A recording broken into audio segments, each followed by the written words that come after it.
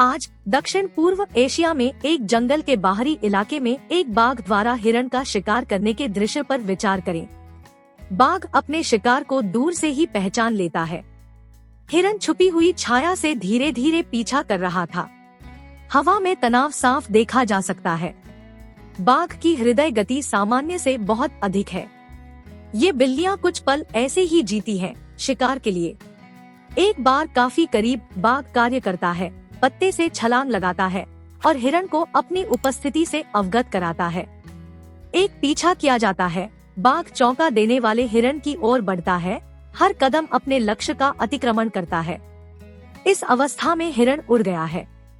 यह जितनी तेजी से विपरीत दिशा में जा सकता है, उतनी तेजी से दौड़ता है। कभी पीछे मुड़कर न देखें। अब पीछे मुड़कर देखने का अर्थ है निश्चित मृत्यु। हिरण के जीवित रहने का एकमात्र तरीका है। अब एक सवाल कि इस कहानी के दो जानवरों में से आप किस जानवर को ज्यादा पहचानते हैं, बाघ या हिरण? ज्यादातर लोगों के लिए पसंदीदा विकल्प स्वाभाविक रूप से बाघ है। हम भयभीत शिकार से भागने के बजाय स्थिति को नियंत्रित करने के लिए आक्रामक शिकारी बनना पसंद करते हैं। यह समझ में आता है कि अधिक लोग इस विकल्प को चुनेंगे, लेकिन करीब निरीक्षण पर यह इतना काला और सफेद नहीं है। आइए पहले हिरण पर विचार करें।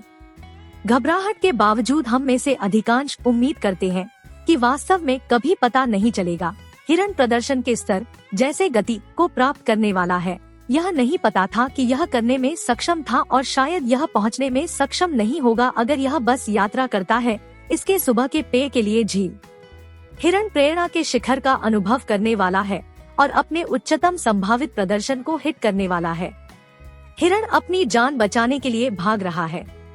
यह जीवित रहने की इच्छा से सबसे पहले और सबसे महत्वपूर्ण रूप से प्रेरित है।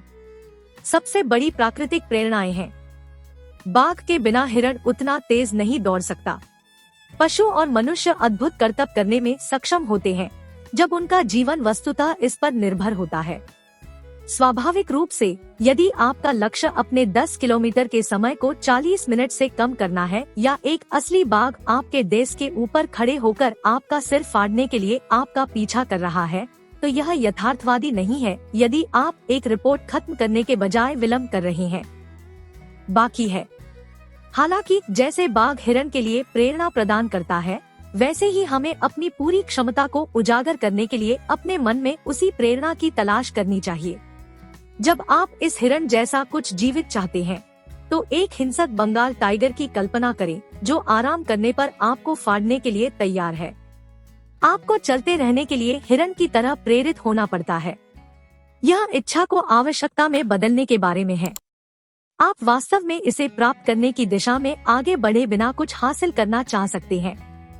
जब आपको किसी चीज की उतनी ही आवश्यकता होती है जितनी इस हिरण को बाघ से बचने की होती है, तो आप वास्तव में प्रेरित होते हैं और इसे पूरा करने के लिए एक अच्छी स्थिति में होते हैं।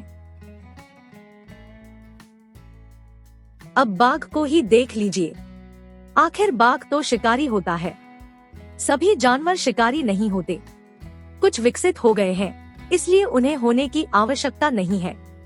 एक ऐसे हिरण को खाने की कोशिश करना जो खाना नहीं चाहता है, उस पेड़ को खाने की कोशिश करने से कहीं ज्यादा कठिन है जो हिल नहीं सकता है, और वास्तव में इस मामले में कोई बात नहीं है। जानवर जमीन पर खाने के लिए विकसित हो सकते हैं, बाघ नहीं। इस तरह शिकार मत करो। उनके शिल्प के लिए एक इच्छा है, एक प्यार है। बाघ शिकार की प्रक्रिया से उतना ही प्यार करते हैं जितना कि वे पुरस्कार से करते हैं, अन्यथा उन्हें अब तक अस्तित्व का दूसरा साधन मिल गया होता। रोमांच वास्तव में पीछा करने में है शिकार। उनके दूर के रिश्तेदार घरेलू बिल्लियां, चूहों और पक्षियों का शिकार करने की जरूरत नहीं है, फिर भी ज्यादातर हर रात ऐसा ही करते हैं। यह उनके लिए मजेदार है।